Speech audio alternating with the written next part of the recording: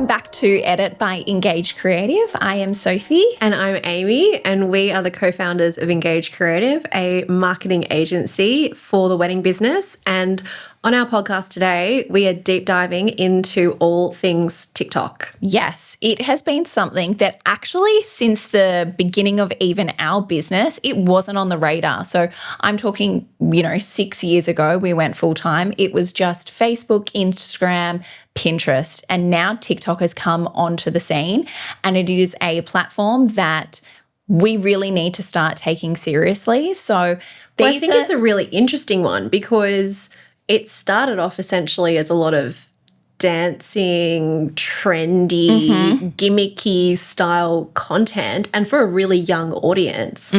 And it's obviously grown and evolved. And one of the questions we get asked the most is do I need it for my wedding business? Yeah. And what do I put on there? Well, on today's episode, we are definitely going to be diving into all of that, but we've put together our 5 key kind of foundations of what makes your TikTok account super successful. Well, and what prompts in terms of content that you can put on there and calls to action and things what that you can works from a wedding vendor's perspective. So you got to stay tuned because we'll be talking about that a little bit later. But let's go back to the beginning in terms of TikTok for a wedding business. Yeah, so it is a kind of market that we do need to start taking seriously. When we said it was a younger demographic on it, they are now older and they are in that wedding planning stage. So TikTok is an incredible search engine for wedding vendors and wedding specific content that people are really starting to dive into. Yeah, and I think that's important for people to have a bit of perspective and we've said this before, is marketing is a long game. You've got to think of it as a long-term game, and exactly right. You've got to think of every touch point of a customer's journey. And there are a lot of people that aren't engaged yet, but you can have some visibility with them and have some interaction with them at a very early stage. And then eventually, and it might take years, but they, eventually could become clients and customers when they do get engaged. Yeah, and I think what is working really well on TikTok at the moment is treating it as almost a behind the scenes or an unveiling of your business and kind of looking into your business as a less polished platform. That's when I start to see it, vendors having a lot of fun and with kind of experimenting TikTok as a platform. Yeah, you don't need to do dancing trends. No, I think we've definitely moved past there. But it's kind of unveiling what is, some education behind your business. It's face to camera, it's voiceovers.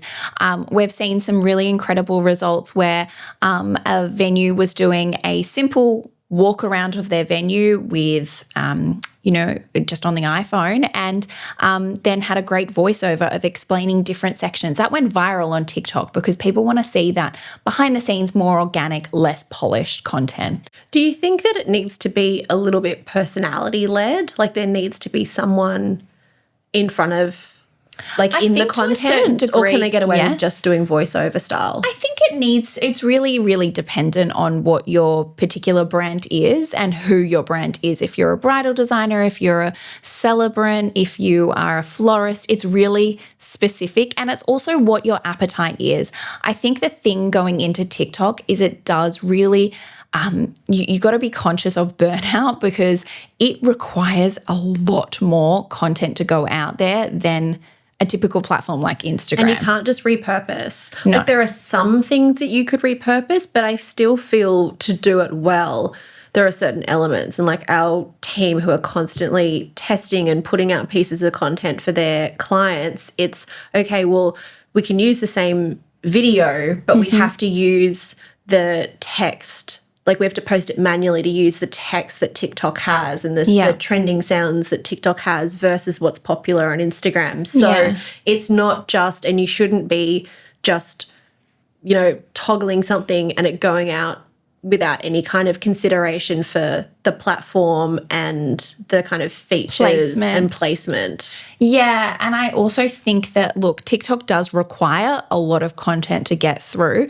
but it is really powerful. And even yesterday, I was speaking to a great photographer, and we've only been doing their TikTok management for 2 weeks, but they've already had their first inquiry. So that really shows that people are starting to be active on TikTok and using it as a search platform, even for someone like a photographer.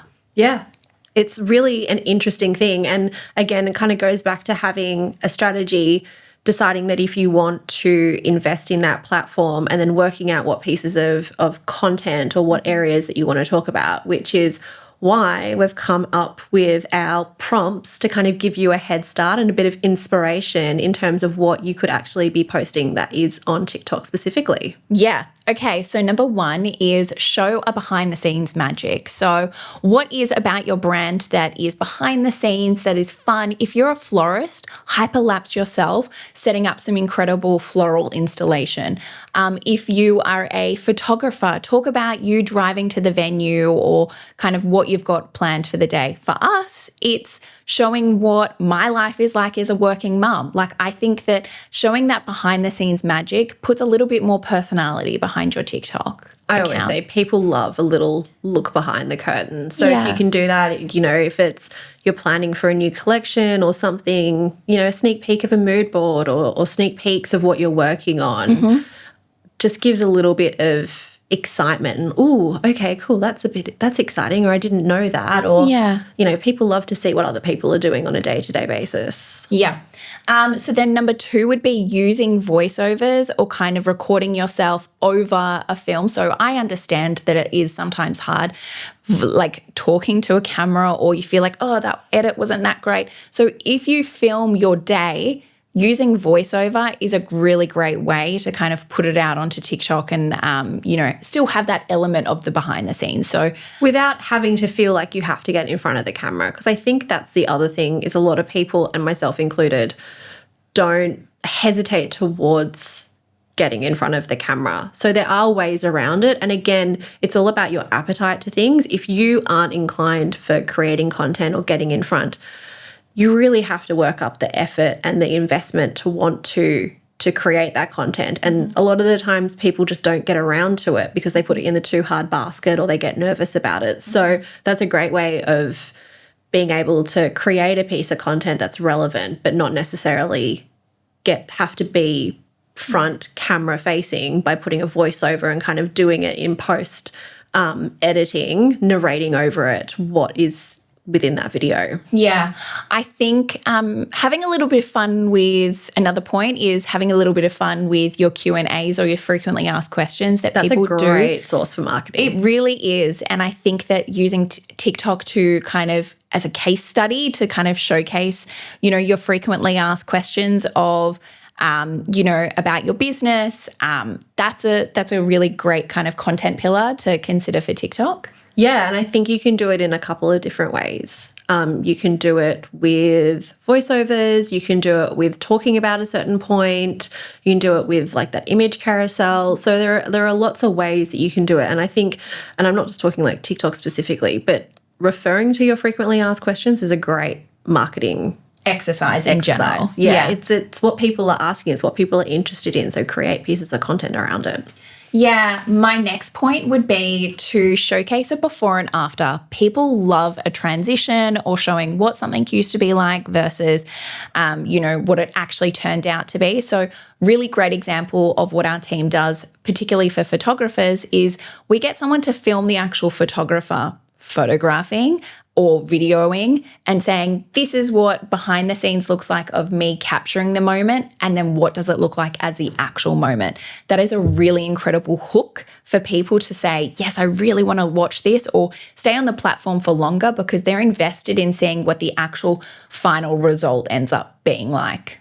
Well, and also similar to that as well, and this is a very time-specific trend at the moment, and it's June 2025, but having the episodes or part one of, that's actually become a really interesting trend and that we're seeing a lot of success with because it's hooking people in to come back and see what the next part or the next follow on is. So there's a bit of investment and there's a bit of repetition in terms of memory and touch point with creating a series based post. So how can you look at a piece of content, go, cool, I'm going to split that out over 3 videos or 5 videos and create it as part 1 of however many. Yeah. I think another thing to consider with TikTok is usually using screen text and captions. So sometimes people are scrolling TikTok and they have, the sound muted, or, they kind of really are invested in what you're saying. Using the screen text or captions on your TikTok post, if you are doing face to camera, is really great and a really great kind of hack and tool to use to kind of push it out or get people to stay on that particular post for longer. Yeah. And again, you kind of have to, it's as equally about the content as it is about how you choose to upload that. So whether it's manually or you're auto posting, and then also what features that you're using to kind of capitalize on the algorithm and how it works out and like feeds that piece of content out to people. Yeah. Another thing as well is, and this is again more suited to people that want to get in front of the camera and have more of a personality,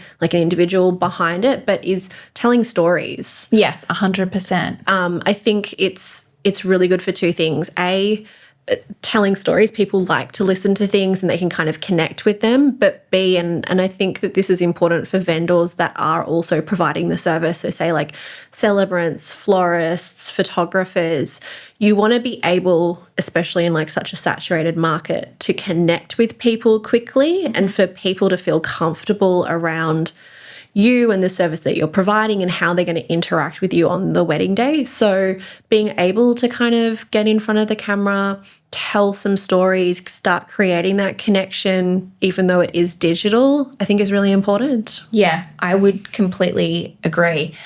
So some quick tips that we feel like are starting to work really well with TikTok is consider manually posting. I think that, yes, you can auto post or schedule, but consider manually posting and kind of having a play around with that. We do feel like sometimes the results do vary from. Well, our girls have tested it, and they always say that manual posting outperforms autos. So again, it's your appetite in terms of what time you have available and how you can best use your time.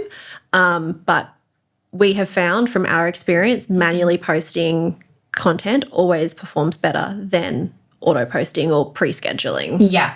Definitely have a play around with kind of the different editing tools that TikTok does allow you to have. I think you can have fun. You can really lean into those trends. You can show like what's happening at the moment and how you can apply it to your business. So that's another great prompt, is always kind of looking at the feed and seeing what is trending and how you can apply it to your business. Yeah, definitely. Another thing is time of day. Yeah.